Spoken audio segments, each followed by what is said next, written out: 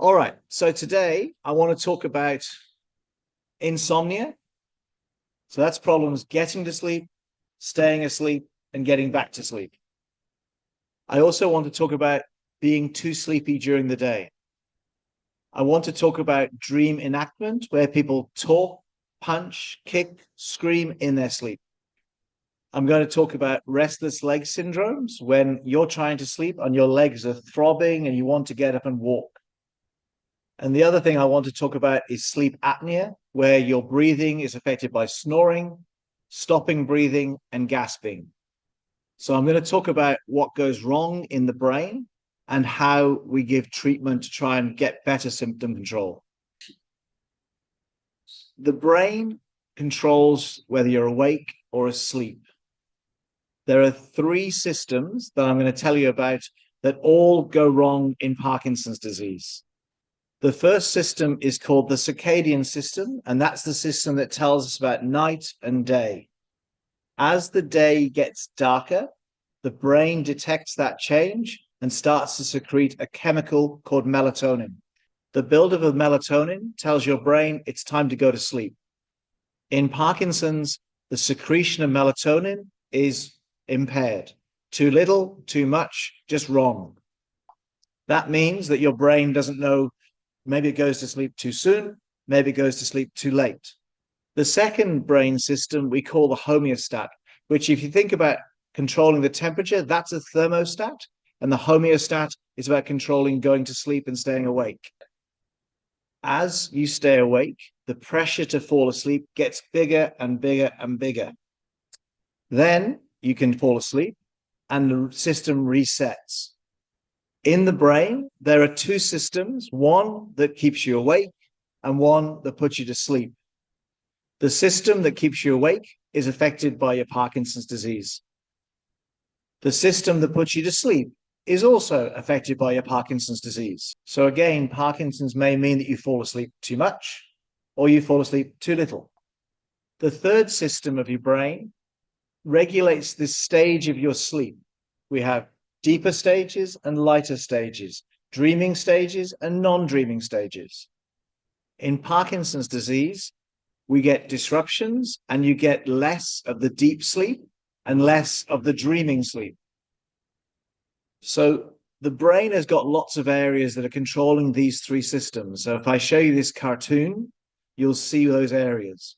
So in this picture, what you'll see is that there are areas that are affected by the disease that control the daily cycle. The stages of sleep through the night are also affected by pathology of Parkinson's disease. And all these other areas that control whether you're awake or asleep are also affected by Parkinson's pathology. So Parkinson's disease itself can cause some of those sleep problems, such as insomnia, poor sleep, and too much sleep, and acting out your dreams. So the question is, what do we do to improve those symptoms? So we're going to talk about insomnia, which is where you're not getting enough sleep. So then the question is, how much sleep should you expect? Even if you don't have Parkinson's disease, the amount of sleep you get as you get older goes down. So if you're in your 60s, you're doing well if you're getting 6 hours. If you're in your 70s, 5 hours.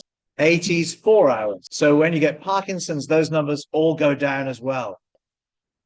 So in terms of getting to problems of getting to sleep, there are a number of obvious features that we can try and treat. It can be very hard to go to sleep if your Parkinson's symptoms are not well controlled and you've got more stiffness and slowness. So we can actually increase or change the Parkinson tablets before you go to bed to help reduce these symptoms, help you get to sleep. One of the commonest things I see with problems getting to sleep is anxiety, where patients are lying awake, worrying about things that they shouldn't be worrying about. So we can treat anxiety with medications and hopefully help people get better sleep. Exercise can also help you get to sleep, but exercise during the daytime, not just before you go to bed. Now, it isn't part of Parkinson's disease, but restless leg syndrome is very common. Patients feel that their legs are tight, throbbing, and they need to get up and walk to get some comfort. So if somebody has restless leg syndrome, we actually need to do some tests and see whether we can treat it. The commonest cause of restless leg syndrome is low iron levels. Problems with circulation and numb feet can also drive restless leg syndrome. So we have a number of treatments, and the commonest and most successful is to replace the iron levels. Even if they're normal, they might be a bit low, and that can often help. We commonly see mid-insomnia, where somebody falls asleep very easily, but then they wake up and can't get back to sleep. Again, this can be because the Parkinson drugs run out overnight, so we can adjust the medications to treat that. There are also a number of tablets that are not for Parkinson's that older people take that actually cause insomnia. So we need to review those medications too. Probably one of the commonest reasons for this problem is an overactive bladder, and we need to make sure that there isn't a cause that can be treated, like a big prostate or a prolapse. One of the other problems that causes patients to wake up in the middle of the night is sleep apnea, where they start snoring, they start gasping, they stop breathing, and they need to wake up to get the air back into their body. Treating sleep apnea is relatively easy and can also make you less sleepy during the day. Parkinson's doesn't cause sleep apnea, but sleep apnea is common, so we see a lot of it in people with Parkinson's. The most effective treatment for sleep apnea is one of those masks that you wear overnight to help the breathing. If patients can't tolerate the mask, you can actually wear some form of a gum shield that helps to keep the airway open. Late insomnia is where people can't get back to sleep after they wake up, maybe 4 o'clock in the morning, 5 o'clock in the morning. Again, this can be because the Parkinson symptoms kick back in, and we can look at treating that Parkinson symptom with Parkinson drugs. Depression is another common cause for this symptom, and again, we can treat that with medication. So what do you do if you've got poor sleep? You need a regular sleep routine. You must avoid napping during the day, certainly no longer than 30 minutes. Before going to bed, avoid stress, and that can be watching television that's violent or sport. Avoid having a hot bath late before you go to bed. Do not eat before you go to bed. Avoid having bright lights in the bedroom. So when you wake up, a low light is okay, but when you put the lights on, you'll wake your brain up. Don't try and catch up on sleep. So if you've had a bad night, don't try and compensate by sleeping the next day. Avoid caffeine after 4 o'clock in the afternoon. Do not use alcohol to help you sleep. Exercise regularly. Make sure you discuss these problems with your doctor. You might need to see a bladder expert. You might need to see a sleep expert. You might need to see your Parkinson's expert. We tend to avoid sleep tablets. Typically, sleeping tablets can make your memory worse, make your balance worse, and make you more sleepy during the day. Some of the tablets we use to treat anxiety can be very helpful for sleep and can be used long term. What about treating daytime sleepiness? We might need to reduce or take out some of your Parkinson medications because they might be making you too sleepy. We need to review your other medications in case they're putting you to sleep.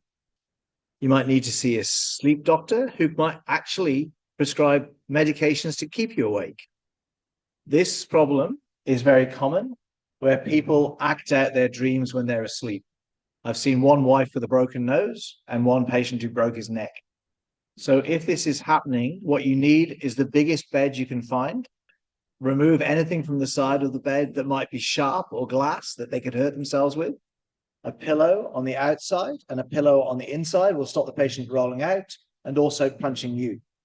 Most importantly, if your partner is having a dream, do not wake them up.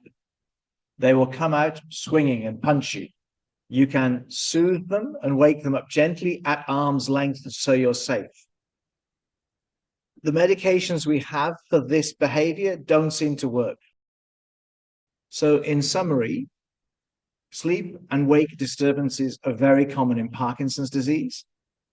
And it gets worse because often they coexist. So they're too sleepy during the day and not sleeping at night.